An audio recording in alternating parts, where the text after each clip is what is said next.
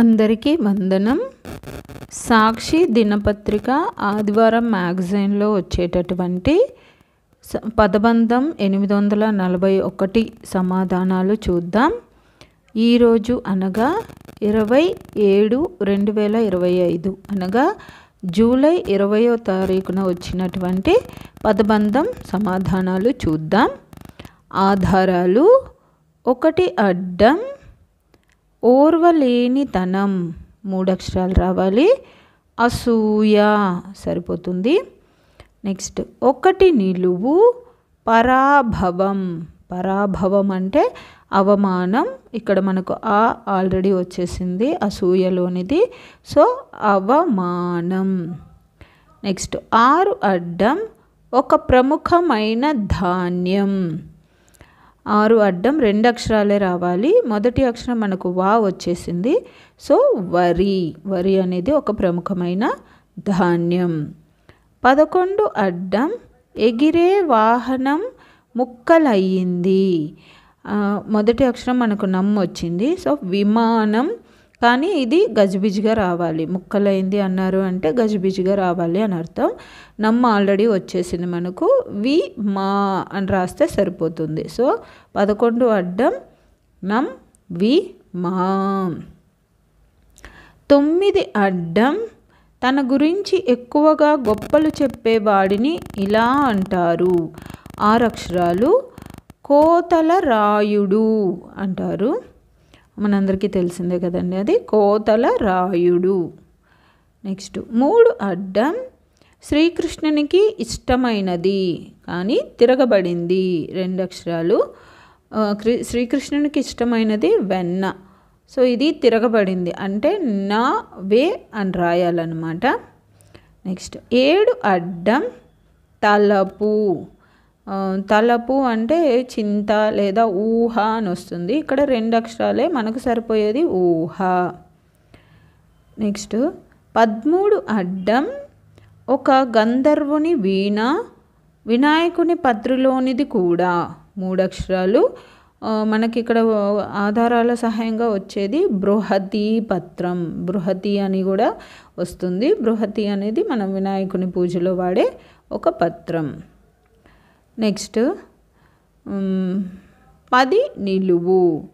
10 నిలువు గస్తీ, కానీ బ్రాకెట్లో పైకి అని ఇచ్చారంటే కింద నుంచి పైకి రాయాలి. 3 అక్షరాలు. గస్తీకి 3 అక్షరాలు సరిపోయే పర్యాయపదం ఏదంటే పహారా, సో కానీ కింద నుంచి రాయాలి. రా హా ప అని రాయాలి. 8 అడ్డం, చేయడం కుదరదు. 4 అక్షరాలలో చెప్పాలి నేను చేయలేను అని, సో వల్ల కాదు. 8 అడ్డం వల్ల కాదు సరిపోతుంది. 4 నిలువు, పిల్లవాని రూపాంతరం. పిల్లవాని రూపాంతరం అంటే బాలుడికి ఇంకొక పర్యాయ పదం రాయమన్నారు. ఇక్కడ ఆల్రెడీ మనకు 2 అక్షరం లా వచ్చింది, 3 అక్షరం డు వచ్చింది. సో పిల్లడు. పిల్లడు అంటే ఒక బాలుడు, సో 4 నిలువు పిల్లడు. 5 నిలువు ఔషధం. ఔషధం 2 అక్షరాలు రాయమన్నారు. 2 అక్షరం మనకు దు ఆల్రెడీ వచ్చేసింది, సో మందు ఔషధం సరిపోతుంది. 12 నిలువు వ్యాప్తి. వ్యాప్తికి 4 అక్షరాలు రాయమన్నారు. 4 అక్షరాలు అంటే విస్తరణ. 12 నిలువు విస్తరణ సరిపోతుంది.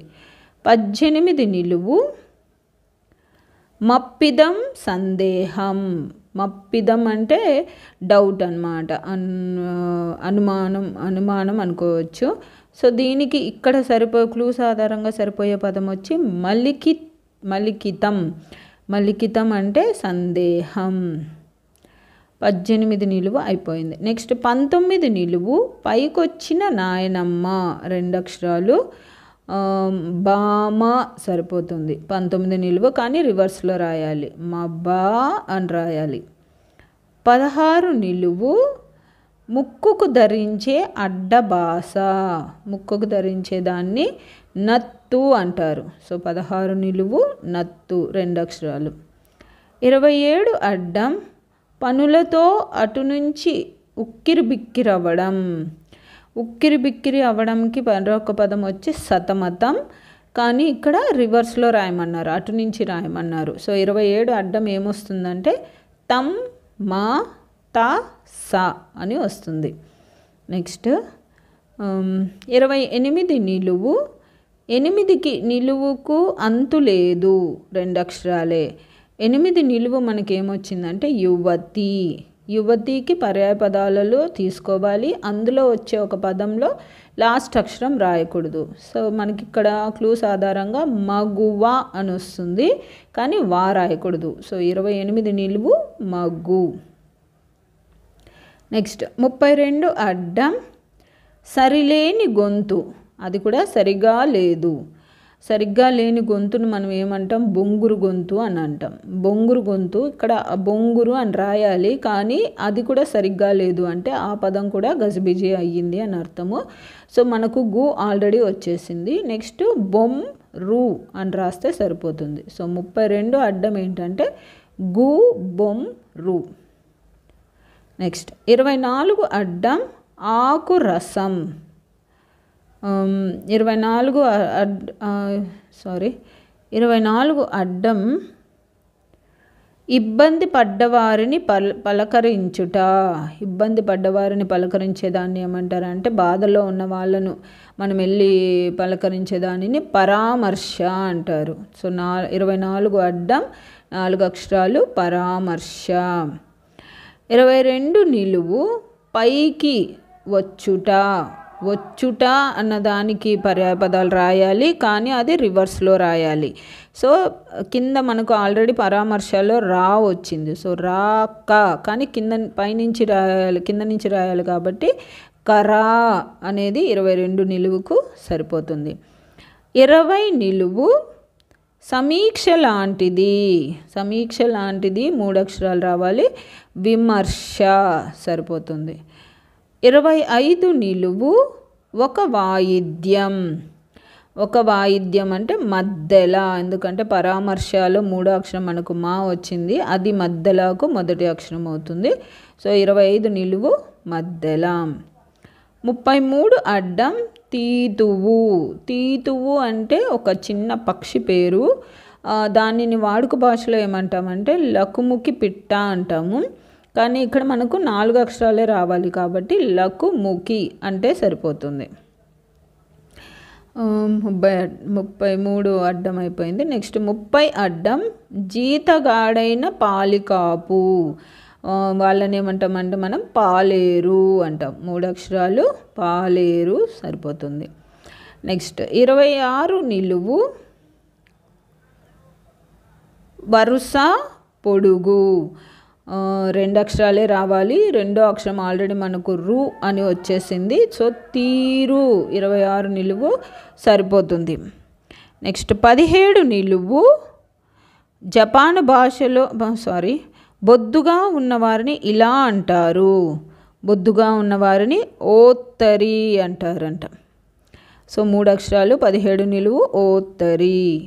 14 నిలువు నందీశ్వరుని గొప్ప క్షేత్రం. 4 అక్షరాలు. నందీశ్వరుని గొప్ప క్షేత్రం ఏదంటే మహానంది. 4 అక్షరాలు 14 నిలువు. 15 నిలువు జూన్ 1న డాష్ దినం. శీర్షాసనంలో జూన్ 21న మనం ఏం దినం జరుపుకున్నామంటే యోగా దినం. మొత్తం ఆల్ ఓవర్ ఇండియా జరుపుకున్నాం కదా యోగాంధ్ర అనే కార్యక్రమంలో. సో కానీ ఇక్కడ శీర్షాసనంలో రాయాలంట, అంటే పైనుంచి కింద నుంచి పైకి రాయాలి. సో గ యో 15 నిలువేంటి గ యో. అంతేనండి, పదబంధం పూర్తయిపోయింది. ఈ వారం నేను ఆధారాల సహాయంగా 3 కొత్త పదాలను తెలుసుకున్నాను. అవి ఏంటంటే 18 నిలువు సందేహం అంటే మలికితం. నెక్స్ట్ 17 నిలువు ఓత్తరి, లావుగా ఉన్న వాళ్ళను ఓత్తరి అంటారనేది నేను తెలుసుకున్నాను. ఇంకొకటి జపాన్ భాషలో శుభోదయాన్ని ఏమంటారు అంటే ఓ హా యో. 17 అడ్డం ఓ హా యో అంటారంట. సో మీలో ఎవరైనా కొత్త పదాలు ఈ వారం మీరు తెలుసుకున్నటివి ఉంటే అవి నాకు కామెంట్లో తెలియచేయండి. మళ్ళీ ఇందులో ఏమైనా తప్పులున్నా కూడా తెలియచేయండి, ఎందుకంటే నేను అవి సరి చేసుకుంటాను. లేదు ఆ సమాధానాలన్నీ కరెక్ట్ అయి మీకు నచ్చినట్లయితే నా వీడియోని దయచేసి లైక్ చేయండి. మరియు ఈ పదబంధాన్ని ఎవరైనా ట్రై చేసే వాళ్ళు ఉంటే మీ స్నేహితులకి మీ బంధువులకి దీన్ని షేర్ చేయండి. జయసాయి అనే నా ఛానల్ని సబ్స్క్రైబ్ చేయండి. నేను ప్రతి వారం పదబంధం సమాధానాలు పెడతా ఉంటాను. సబ్స్క్రైబ్ చేసుకోవడం వల్ల మీకు వెంటనే నోటిఫికేషన్ వస్తుంది, మీరు చెక్ చేసుకోవచ్చు. అంతేనండి. ధన్యవాదములు. Thank you.